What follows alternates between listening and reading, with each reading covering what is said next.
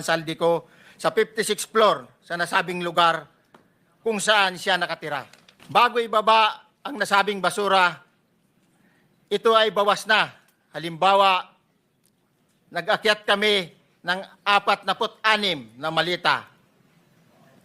Ibababa lamang namin ay 35 malita para i-deliver sa bahay ni House Speaker Martin Romualdez sa 42 McKinley Street, Taguig. Ang labing isang malita ay naiwan sa taas ng 56th floor sa Horizon Residence.